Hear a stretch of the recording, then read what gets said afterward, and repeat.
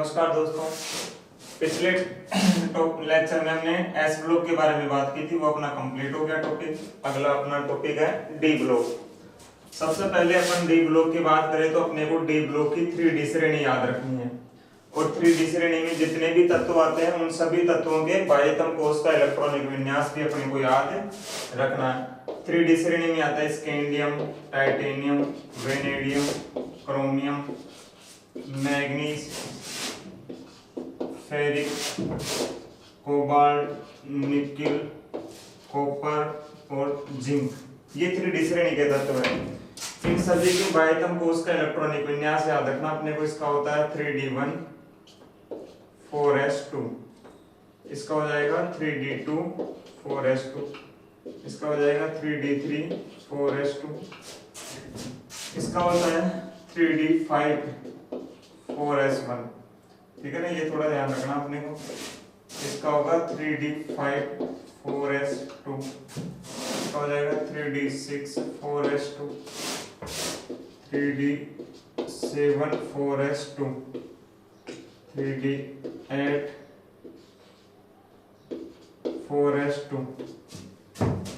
इसका होगा 3D10 4s1 और इसका हो जाएगा 3D10 4s2।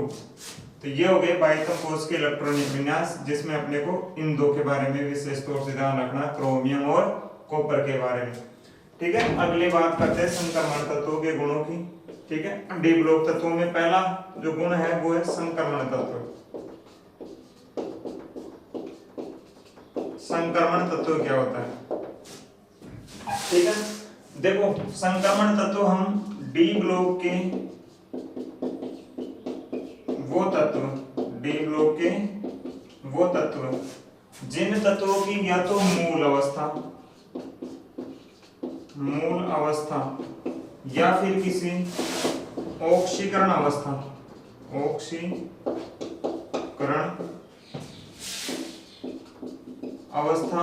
में डी उपकोष अपूर्ण हो, उन्हें हम संक्रमण तत्व कहते हैं। यानी संक्रमण तत्व डी ब्लॉक के वो तत्व कहलाते हैं जिनकी मूल अवस्था या फिर किसी ऑक्सीकरण अवस्था में डी उपकोष क्या हो, अपूर्ण हो। क्या हो? अपूर्ण। ठीक है ना, पूरी तरीके से भरा हुआ नहीं हो। उस तत्व को, उस डी ब्लॉक के तत्व को हम क्या कहेंगे? संक्रमण तत्व। अधिकतर डी ब्लॉक तत्व संक्रमण तत्व होते हैं, कुछ डी ब्लॉक तत्व संक्रमण तत्व नहीं है। कौन कौन? जिंक, कैडमियम, Hg और UUB। इन चार तत्वों को छोड़ दो, ये चार जो डी ब्लॉक के तत्व है वो संक्रमण तत्व नहीं होते, संक्रमण तत्व नहीं होते। बाकी जो डी ब्लॉक तत्व है ना वो सारे के सारे संक्रमण तत्व होते हैं। वैसे टोटल डी ब्लॉक तत्व होते हैं 40, जिनमें से 4 नहीं है, तो संक्रमण तत्वों की संख्या कितनी हो गई? 36 हो गई। कितनी हो गई? 36 हो गई। ये बात अपने को याद रखनी है। अगली बात करें, जो क्रोमियम है वो क्रोमियम जो है वो अपनी +3 ऑक्सीकरण अवस्था में अधिक स्थायी होता है। कौन सी ऑक्सीकरण अवस्था में? +3। क्रोमियम +3 ऑक्सीकरण अवस्था में अधिक स्थायी होता है, और इसका कारण होता है T2G अर्धपूरित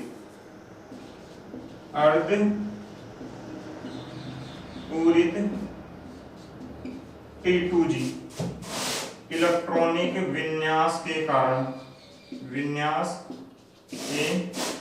ध्यान रखना। क्रोमियम जो है वो कौन से ऑक्सीकरण अवस्था में अधिक स्थायी होता है? +3 ऑक्सीकरण अवस्था में। क्यों? क्योंकि इसकी +3 ऑक्सीकरण अवस्था में अर्धपूरित T2G इलेक्ट्रॉनिक विन्यास पाया जाता है, जिस कारण क्रोमियम अधिक स्थायी होता है। अगली बात करें मैग्नीज की, तो मैग्नीज होता है +2 ऑक्सीकरण अवस्था में अधिक स्थायी, और आयरन होता है +3 ऑक्सीकरण अवस्था में अधिक स्थायी। ठीक है, मैग्नीज जो है वो +2 में अधिक स्थायी होता है। ठीक है, और आयरन होता है +3 में, और इनका कारण क्या है? अर्धपूरित यानी D5। ठीक है ना, अर्धपूरित डी कक्षक इलेक्ट्रॉनिक विन्यास के कारण, डी कक्षक इलेक्ट्रॉनिक विन्यास के कारण। ठीक है, तो जो Mn मैग्नीज है वो +2 ऑक्सीकरण अवस्था में अधिक स्थायी होता है, आयरन जो होता है वो +3 ऑक्सीकरण अवस्था में अधिक स्थायी होता है। और कारण क्या होता है, क्योंकि Mn के पास +2 ऑक्सीकरण अवस्था में, आयरन के पास +3 ऑक्सीकरण अवस्था में अर्धपूरित डी कक्षक इलेक्ट्रॉनिक विन्यास यानी D5 इलेक्ट्रॉनिक विन्यास पाया जाता है, जो कि क्या होता है, अधिक स्थायी होता है। इस वजह से इन दोनों की +2 और +3 ऑक्सीकरण अवस्था अधिक स्थायी होती है। अगली बात करें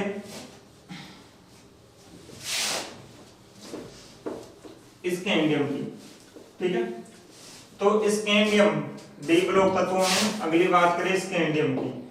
स्कैंडियम एकमात्र ऐसा संक्रमण तत्व, क्या बोल रहा हूं मैं, स्कैंडियम एकमात्र ऐसा संक्रमण तत्व है जो केवल एक प्रकार की ऑक्सीकरण अवस्था दर्शाता है +3, ठीक है ना, केवल एक प्रकार की, समझे बात। इसके अलावा और +2 +3 वगैरह दर्शाते रहते हैं, लेकिन स्कैंडियम जो है वो एकमात्र संक्रमण तत्व होता है जो केवल एक ऑक्सीकरण अवस्था दर्शाता है। कौन सी है वो, +3 ऑक्सीकरण अवस्था होती है, ठीक है। ये बात भी अपने को याद रखनी है।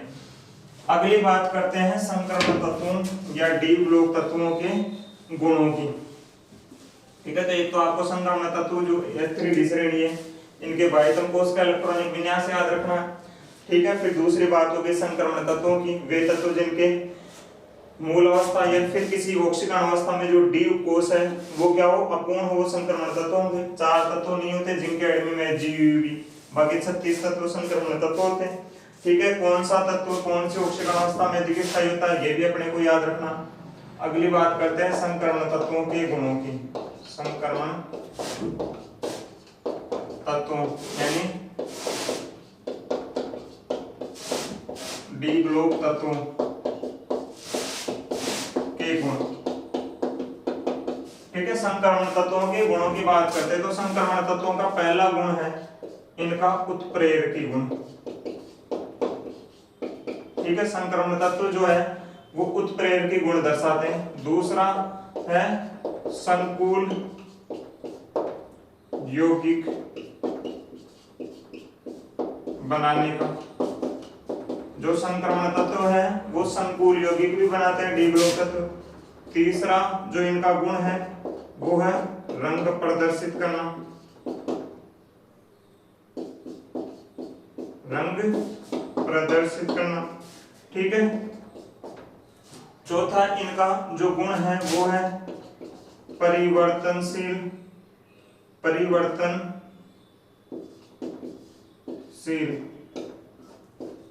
ऑक्सीकरण अवस्था का, ऑक्सीकरण अवस्था दर्शाने का,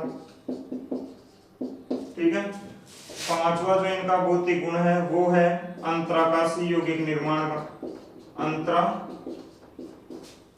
यौगिक निर्माण, ठीक है, अंतराकाशी यौगिक निर्माण।